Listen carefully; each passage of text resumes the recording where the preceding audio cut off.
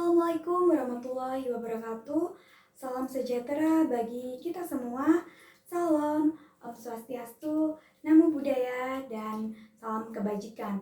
Perkenalkan, saya Tavia Putri Aprilia, mahasiswa program studi Ilmu Komunikasi Universitas Negeri Surabaya. Saat ini kita hadir di tengah era digital yang serba cepat.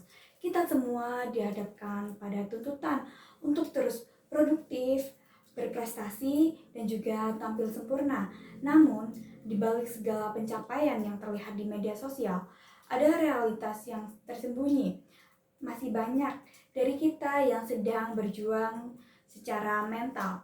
Oleh karena itu, izinkan saya kali ini untuk mengajak kita semua berbicara tentang hal yang sangat penting, namun masih seringkali terabaikan, yaitu tentang kesehatan mental mahasiswa di era digital.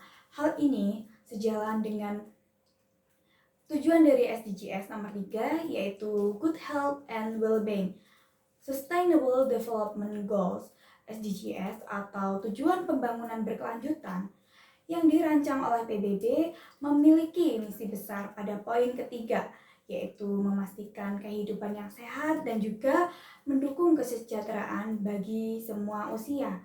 Namun, seringkali aspek mental well-being masih kurang mendapatkan perhatian, terutama di kalangan mahasiswa.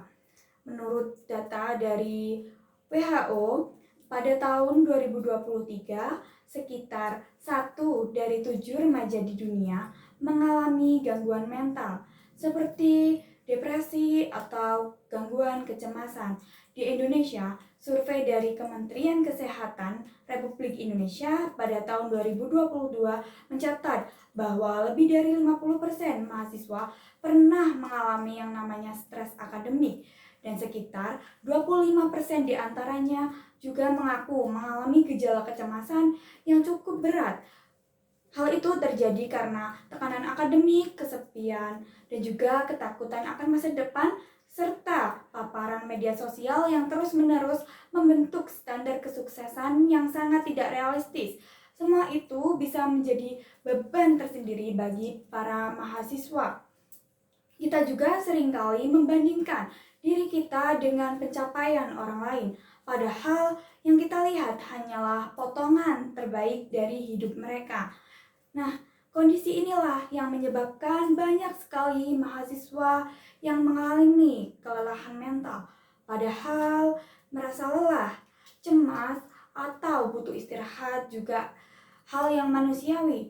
Namun, sayangnya masih banyak orang atau mahasiswa yang takut terbuka karena mereka khawatir dianggap lemah atau berlebihan. Sebagai mahasiswa, kita perlu mulai mengubah cara pandang tersebut. Kesehatan mental adalah bagian dari kesehatan secara menyeluruh, sama seperti tubuh kita yang butuh istirahat ketika tubuh kita sakit. Pikiran pun juga butuh waktu untuk pulih ketika kita lelah. Nah, langkah kecil inilah bisa yang menjadi awal dari perubahan besar. Misalnya memberikan dukungan kepada teman yang sedang mengalami tekanan mental, menyediakan ruang diskusi yang aman di lingkungan kampus, dan juga menormalisasi pembicaraan tentang kesehatan mental tanpa adanya stigma. Dengan begitu, kita bukan hanya berkontribusi pada pencapaian SDGs nomor 3 secara global, namun juga membangun budaya kampus yang lebih peduli dan inklusif dengan kesehatan mental. Hidup di era digital memang menuntut kita untuk bergerak lebih cepat.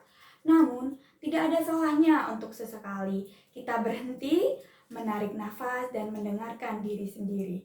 Berhenti bukan berarti kita menyerah, melainkan berhenti bentuk dari kepedulian terhadap kesehatan diri kita.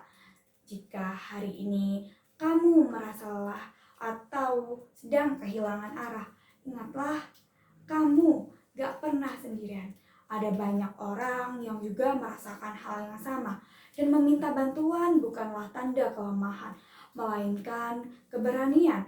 Mari kita jadikan lingkungan Kampus Unesa 5 sebagai ruang yang aman bagi semua mahasiswa, tempat di mana kita bisa tumbuh, belajar, dan juga saling menjaga, bukan hanya secara akademik, namun juga secara emosional.